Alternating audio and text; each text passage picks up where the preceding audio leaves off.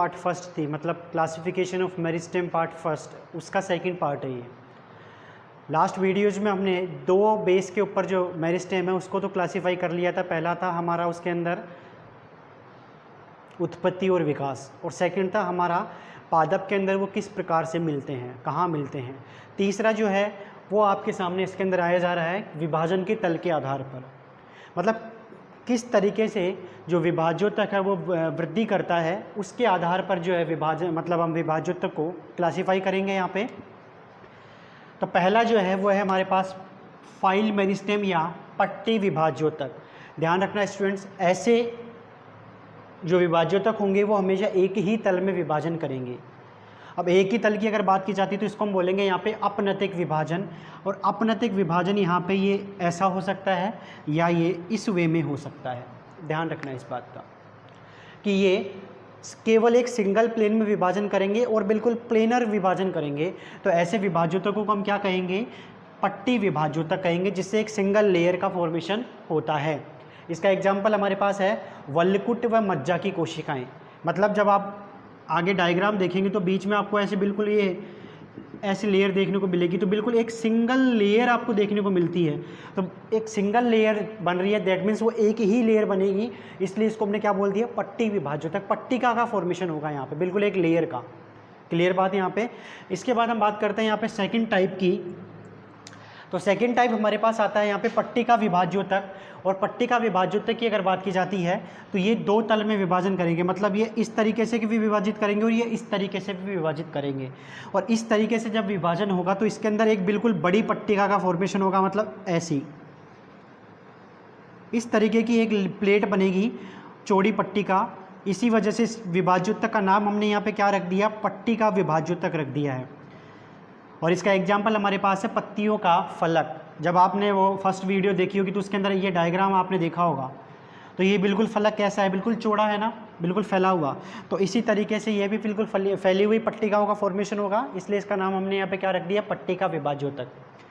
दूसरी बात, ये केवल और केवल कितने तल में विभाजन करेगा, यहाँ पे ये 2 तल में विभाजन करेगा, सबसे इंपॉर्टेंट पॉइंट है। इसके बाद हमारे पास आता है स्थूल विभाज्योतक, जो कि सभी प्रकार के तलों में विभाजन करेगा, मतलब ये ऐसे भी करेगा, ऐसे भी करेगा, सब जगह से विभाजन करेगा, जिसकी वजह से पादप के अंदर क्षेत्रफल और आयतन दोनों चीज़ें बढ़ती हैं।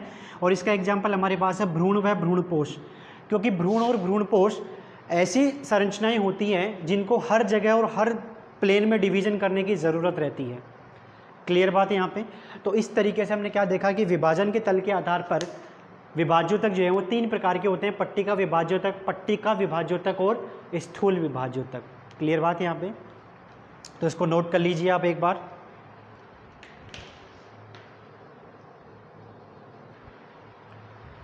और लास्ट हमारा ये क्लासिफिकेशन जो है वो है विभाजन की दर के आधार पर।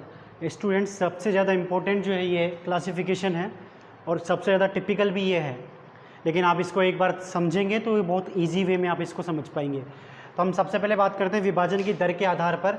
तो विभाजन की दर के आधार पर विभाज्योतक जो हैं उसको क्लासीफाई करने के लिए एक साइंटिस्ट जिसका नाम है फोस्टर साइंटिस्ट ने क्या किया, तो फोस्टर साइंटिस्ट ने जो प्ररोशीर्ष होता है, मतलब जो सबसे ऊपर वाला जो पोर्शन होता है, इस पोर्शन को इसने 2 भागों में बांट दिया। पहला कौन सा भाग बता दिया इसने, कायिक प्ररोशीर्ष, और दूसरा इसने बताया जननिक प्ररोशीर्ष। क्लियर बात यहाँ पे। इसने क्या बताया कि इन दोनों क्षेत्र के अंदर, मतलब इन दोनों विभाज्योतकों के अंदर एक विशेष क्षेत्र पाए जाते हैं 2, जिसका पहला नाम रख दिया इन्होंने शमिट और दूसरा नाम रखा है फ्लैंक। तो यानी कि फोस्टर के अनुसार कायिक प्ररोशीर्ष और जननिक प्ररोशीर्ष, इन दोनों में 2 क्षेत्र पाए जाते हैं, उसका नाम है शमिट और फ्लैंक। शमिट क्षेत्र की अगर बात की जाए तो आपको डायग्राम में भी दिख रहा होगा कि सबसे जो ऊपर वाला हिस्सा है, ये ऊपर वाला हिस्सा, ये हिस्सा क्या कहलाता है इसमें, शमिट। जबकि फ्लैंक कौन सा हिस्सा है, ये नीचे वाला जो आपको रेड डॉट से जो दिखाई दे रहा है, ये वाला हिस्सा, ठीक है।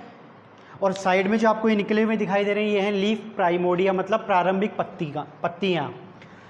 तो इसने क्या बताया, मतलब इसकी हेल्प से ये क्या समझाना चाहता था, तो अगर हम उसकी बात करें तो इसने ये बताया कि कायिक प्ररोशीर्ष के अंदर ये जो क्षेत्र होता है, ध्यान रखना स्टूडेंट्स, कायिक प्ररोह शीर्ष की अगर बात की जाती है तो उसमें ये क्षेत्र क्या होता है, कम विभाजन करता है, मतलब स्लो रेट होती है इसके विभाजन की। और सीधी सी बात है, आपको अगर मैं बता दूं कि कोई भी जो बीज है, कोई भी बीज जो है स्टार्टिंग में जब बनेगा तो वो बनता है तो आपने देखा होगा कि जो पत्ती निकलती है उस पत्ती के निकलने में बहुत ज़्यादा टाइम लगता है। देखा है आपने, बहुत ज़्यादा टाइम लगता है, क्योंकि ये जो बीज है ऊपर की तरफ निकलने की बजाय ये पहले नीचे की तरफ जाना सबसे ज़्यादा पसंद करता है। क्यों? ताकि जड़ें अगर ज़्यादा से ज़्यादा बन पाएंगी तो क्या होगा, इसको जो न्यूट्रिशन है वो अच्छे से मिल पाएगा। तो यही बताना चाहते हैं साइंटिस्ट कि कायिक प्ररोह शीर्ष के अंदर जो समिट क्षेत्र होता है ये स्लो रेट से डिवीजन करता है और हमेशा शीर्ष पे मिलेगा, जबकि फ्लैंक क्षेत्र ये क्या होता है, तीव्र गति से विभाजन करता है और हमेशा पीछे की तरफ रहता है। क्लियर बात यहाँ पे? क्योंकि अभी पादप को अगर आपने देखा होगा, सीधी सी बात मैं बता दूँ, इस पत्ती को आपने बरसात के दिनों में देखा होगा कि छोटी छोटी पत्तियाँ जो है वो निकल जाती हैं, बिल्कुल छोटी छोटी पत्तियाँ। आप अगर उसके ऊपर पैर रखोगे तो वो तो टूट जाएगी बेचारी। और पादप अगर इस जगह ज़्यादा ग्रोथ करेगा, पादप अगर इस जगह ज़्यादा ग्रोथ करेगा तो आप तो उसको तोड़ते चले जाओगे, तो फिर तो कभी सर्वाइव ही नहीं कर पाएगा, क्योंकि उसने ना तो जड़ें बनाई, केवल उसने तो पत्तियाँ बनाना चालू कर दिया। मैं ये नहीं कह रहा कि वो पत्तियाँ नहीं बनाएगा, लेकिन मैं क्या कह रहा हूँ कि वो पहले नीचे की तरफ, मतलब फ्लैंक क्षेत्र में ज़्यादा गति करता है, ज़्यादा तीव्र गति से विभाजन करता है, जबकि ऊपर की तरफ वो स्लो रेट में विभाजन करता है। तो ये तो था हमारा कायिक प्ररोह शीर्ष। लेकिन जब हम बात करते हैं जननिक प्ररोह शीर्ष की, तो यहाँ हमने क्या देखा कि यहाँ उल्टा होता है। इसका क्या उल्टा होता है कि जो समिट क्षेत्र होता है ये तीव्र गति से विभाजन करता है, साथ ही ये तीव्र गति से विभाजन करने की वजह से यहाँ पे क्या बनाएगा, पुंकेसर व अंडक, यानी कि यहाँ पे ये बनाता है मेल रिप्रोडक्टिव पार्ट, एंड यहाँ पे क्या बनाएगा, ये फीमेल रिप्रोडक्टिव पार्ट बनाता है। और यही इसी वजह से तो इसको हमने क्या बोला है, जननिक प्ररोह शीर्ष, क्योंकि ये जननिक संरचनाएं बनाएगा।